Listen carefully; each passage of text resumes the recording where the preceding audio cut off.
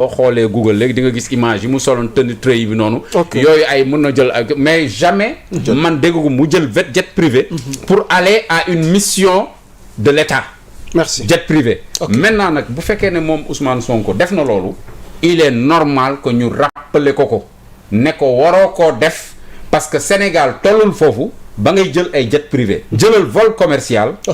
un vol régulier en première classe mu ne la cëpp Abidjan nga dox li ngay dox te ñëw. merci beaucoup waxtaan wi day dox di wéy sunu soppe sunu doyen Bachir Fofana dab nañu ci waxtaan wi alors maa ngi jàllale plateau bi nuyoo Babacar Mboup mi ngi ñuy seetaan nekkoon fii coordinateur ànd sàmm ji koy démb maa ngi ko dalal en entretien exclusif sur l'actualité ñu ngi lay nuyu kilifa gi Bachir ci yow laa jëm nga jël train bi en marche nga yem ci sujet Sonko fële ca réewum Ouattara.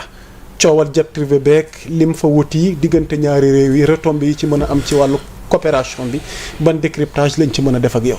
man de bu ma sañoon ñu wax ci tabaski bii sénégalais yi amuñu xar bu ma sañoon ñu wax ci. non am nañ xar. mais dafa cher ay dëmboo jógi joxe xar. waaw. dinañ ci ñëw non. te xar ay dëmboo waaw bu ma sañoon daal tabaski bi mi ngi ci sujet bu ma sañoon ñu wax ci loolu.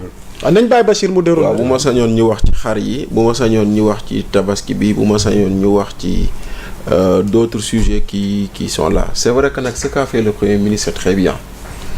C'est très bien parce que ba mu fi demee Burkina la ma waxoon laa leen di waxaat te defe naa j'ai même vu aujourd'hui Babacar Justin Ndiaye di ko rappeler en citant Bismarck en disant que un pays subit sa géographie mais construit son histoire. Effectivement. Donc maintenant ñun nan lañ tudd sunu ministère de l'intégration africaine et des affaires étrangères intégration africaine te l'intégration africaine fait partie de ce que dans notre constitution dans le préambule boobu bokk na si yi nga jàpp nañ ni yooyu noonu ay objectifs yoo xam ne dañ ko war a poursuivre la kon ku ciy dox tànk jàmm amul problème macha allah maintenant boole ci maa ngi ko doon wax ci ba ñuy wax waxu Burkina Faso dinaa ko wax nee naa leen defe naa ñetti réew ci Sénégal ci Afrique bokk nañ où il y a de très forte communauté sénégalaise Burkina laa la waxoon Côte d'Ivoire ak Congo bu ma juumul wala Gabon voilà exactement loolu laa waxoon et je le répète donc tout ce qui renforce ces liens on le veut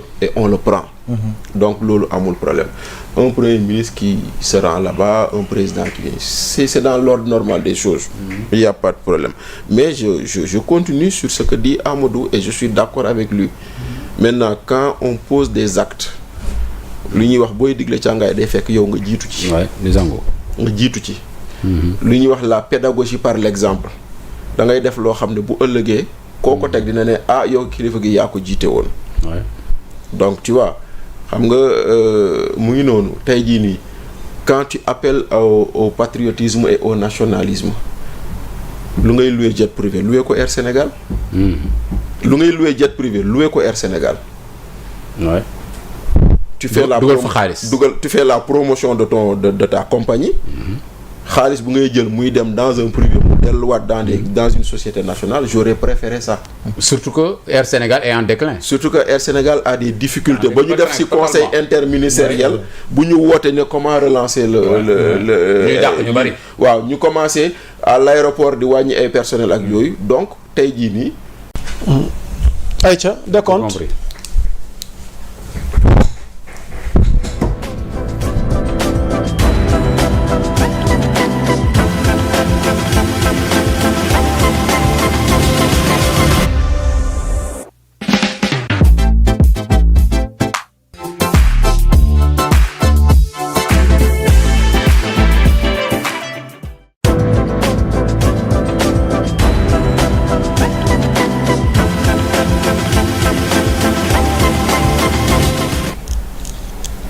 allo Badji ok allez-y donc mbokk yi di jéggalu interruption bi nga xamante ni moo am léegi lié à des problèmes techniques di leen ko masaw waxtaan wi dafay dox di wéy ak Bachir Fofana mi nga xamante ni il a pris le train en marche alors doyen Bachir ñu tolloon ci tomb gu am solo mu mel ni njiitum gouvernement bi tukki gi mu amal Côte d'Ivoire coopération diggante ñaari dëkk yi retombées yi ci war a am waaye nga tolloon ci point bu am solo par rapport ak moyens yi mu fa demee dafa am loo ci doon leeralal ñu bàyyi la nga yeggali ci point boobu. waaw lu ma ci doon wax lekk moo di ni dans le sillage de lu doyen Amadou doon wax moo di ni booy diglee benn mbir day fekk nga jiitu si dafa am lu ñu tuddee la pédagogie par l'exemple. am na loo xam ne yow boo ko wootee da nga ci war a njëkke bu fekkente ne da ngaa jàpp ni les dépenses de l'État dañoo bëri que dañu leen war a wàññi dañoo war a xool nu ñu leen di rationaliser yow yaa si war a jiitu ñëpp.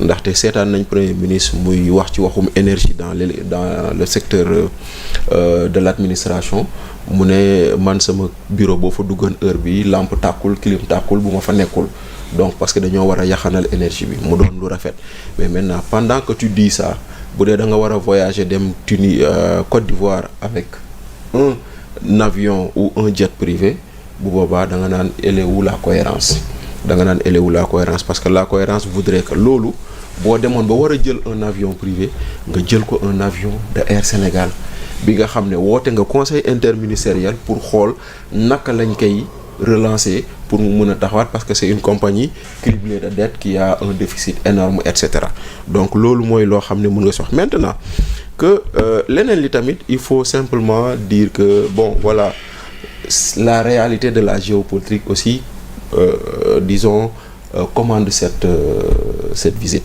la réalité de la géopolitique. C'est-à-dire le souverainisme bu ngay woote indiwul xaalis les tweets indiwul xaalis les tweets ne payent pas les salaires des fonctionnaires le dégagisme ça n'amène pas des investisseurs donc tu es obligé il y a un alignement et aujourd'hui qu'on le veuille ou non dans notre espace sous-régional là qui est le baron, le parrain de tout le monde? C'est Ouattara. Ouattara reste celui-là par qui tout passe. La preuve, la junte militaire en Guinée, qu'est-ce que dit Mamadi Doumbouya? Je prends conseil auprès de Ouattara. Donc, loolu yëpp tax na tey jii nii si tu veux aujourd'hui polir ton image quelque part pour que les bailleurs te refassent confiance, mais tu es obligé de t'afficher avec des gens en qui les bailleurs ont confiance. Donc loolu noonu yëpp day doon ay aspects yoo xam ne da nga koy gis ci biir voyage boobu noonu parce que leneen li tamit nag am na loo xam ne nag c'est une interrogation que moi je me pose xam nga mooy lan le président Diomaye est allé en Côte d'Ivoire le président Diomaye est allé à Bissau. Aujourd'hui, le Premier ministre est en Côte d'Ivoire. La particularité de ces pays, Embalo, Ouattara, ils sont catalogués être des amis à Macky Sall. Des amis à Macky Sall. Donc, y a-t-il pas un dialogue indirect ou une discussion indirecte ou des discussions souterraines? Parce que nag gis nga en matière de diplomatie li ngay gis ne ay sommets yooyu yëpp ay prétexte la parce que gars ñi leneen moo leen di yëkkati mais il faut mu am. Il y a des B2B. Merci beaucoup. Voilà maintenant ce qu'on veut nous montrer la coopération au Sénégal Côte d'Ivoire l'UEMOA l'espace CEDEAO loolu yëpp am na mais jàpp naa ni am na leneen. Maintenant nag leneen loolu noonu nag laa comprendre gul mais daal jàppal ni daal Diomaye dem na fa moins de 2 semaines après Sonko mu ngi foofu. Merci. jàppal ni daal Diomaye dem na Bissau dellu si waat na ñu ne visite d'état la. te ñoom ñëpp nag ils sont connectés Macky Sall moo tax nag attention. tout peut arriver. bu leen dara bett daal. Pathé Thiombane pour terminer ci chapitre boobu loo ci dolli.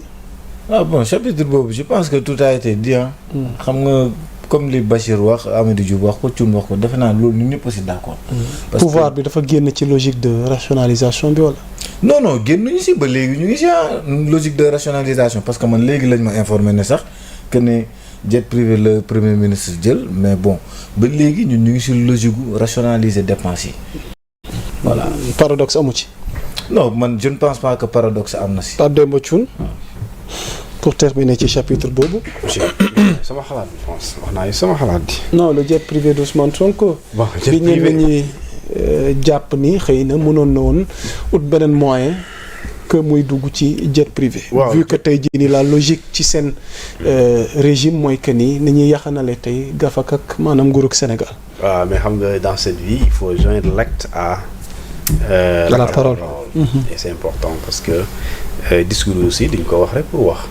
On fait des discours pour inspirer et pour rassurer. Et moi j'ai lu benn note que j'ai apprécié à l'époque, c'était novembre ou décembre. Janvier 2025. Janvier. Quand on a catégorisé pour organiser les voyages des agents de l'État.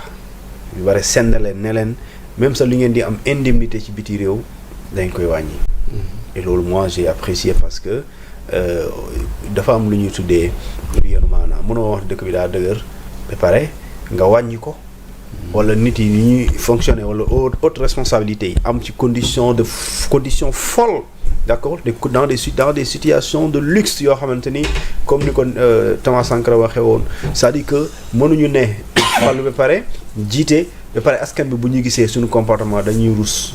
parce que simplement dafay mel ni ñoom lu ngeen di dund ak lu ñuy dund dafa am wuute.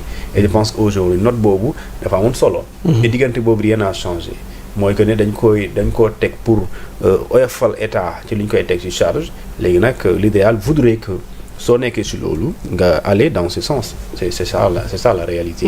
Aller dans ce sens mooy à la place de louer un jet privé il y avait d'autres moyens quand même pour quand même wàccee li nga xam ne mooy charge boobu nga xamante ni bon parce que xam nañu location jet privé c'est pas 10 millions c'est pas 20 millions c'est pas 30 millions léegi nag si dee da nga ko louer c'est aux charges aux frais n'est-ce pas du contribuable sénégalais et cet argent tu le fais plusieurs fois plusieurs jours parce que je pense que comme ni ko Bachir waxee soo jógee Côte d'Ivoire fan nga jëm le nombre de jours que tu feras c'est autant de dépenses pour l'État du Sénégal.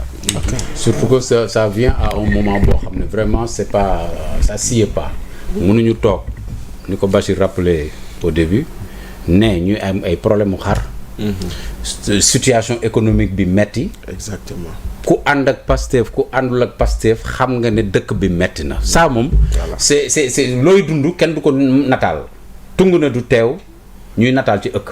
mais doyen Amadou Diop donc le nouveau régime tamit yàgg nañ leen a leeralal. waaw il faut qu'il y ait de la patience. non dafa am régime c'est un double discours c'est un double discours bëgguma digresser foofu. voilà parce que yàq yi ñu fi fekk.